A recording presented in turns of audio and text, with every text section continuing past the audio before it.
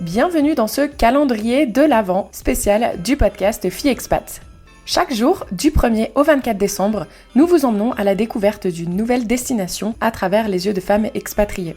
Que vous soyez en train de planifier votre prochain voyage ou que vous résidiez déjà dans l'un de ces pays, vous trouverez ici des conseils pratiques et des idées pour explorer des lieux uniques et authentiques. Installez-vous confortablement et laissez-vous guider à travers ce tour du monde quotidien. Allô Kelly! Alors, comme tu m'as demandé pour ton calendrier de l'Avent, je te présente mes indispensables au Japon. Moi, c'est Katia, je vis au Québec et j'ai fait un long voyage au Japon dernièrement. Donc, pour la première ville indispensable, ce serait Tokyo. Il y a le temple Sensoji, qui est le plus vieux temple à Tokyo. Je vous conseille aussi de visiter les différents quartiers de Tokyo de jour comme de soir. C'est vraiment deux expériences totalement différentes. Shibuya et Shinjuku sont des quartiers très vibrants la nuit. J'ai aussi essayé l'activité de go-kart downtown Tokyo. C'est vraiment une belle activité pour se promener dans les rues de Tokyo quand la ville est toute illuminée. Parce que moi, j'ai trouvé ça vraiment wow. Puis en même temps, c'est spécial de conduire à gauche. Puis, j'ai trouvé ça challengeant au travers des voitures, mais ça reste que j'ai vraiment eu du fun. Puis je vous le conseille pour le go-kart. Évidemment, il faut aller voir surtout le mont Fuji. Il est très majestueux, puis il y a plusieurs possibilités aussi de randonnée aux alentours avec la vue sur le mont Fuji toujours. Donc, je le conseille. La deuxième place qui est vraiment indispensable, ce serait Osaka pour l'expérience culinaire. Il y a des marchés à presque tous les coins de rue. Il faut absolument aussi que vous essayiez les takoyaki.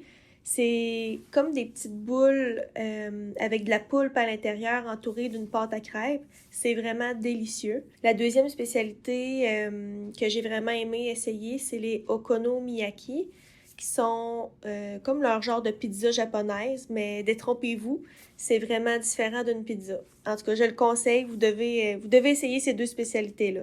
Donc, okonomiyaki et les takoyaki. Aussi, quand j'étais à Osaka, il y avait le grand tournoi annuel de sumo. Puis j'ai assisté à une journée complète de tournoi. Je dirais que l'ambiance et l'expérience était vraiment incroyable. Je connaissais vraiment pas beaucoup de choses sur ce sport-là. Puis j'ai été complètement fascinée par les matchs. Ils ont vraiment des rituels au travers de chaque match. Puis c'est impressionnant. Les gens aussi dans la foule encouragent leur sumo préféré en sortant de petites serviettes avec le nom des sumos dessus, là. Vous devez, en tout cas, si vous allez à Tokyo ou Osaka, je sais qu'il y a des tournois dans les deux villes, c'est une belle opportunité de voir, ça fait partie de leur culture, puis c'est une belle opportunité de voir ce sport-là. En troisième position, je dirais Nara. Nara, c'est une ville tellement charmante. Les cerisiers étaient en fleurs quand je suis allée. Puis, il y a des cerfs en liberté qui se baladent dans les parcs puis dans le centre-ville.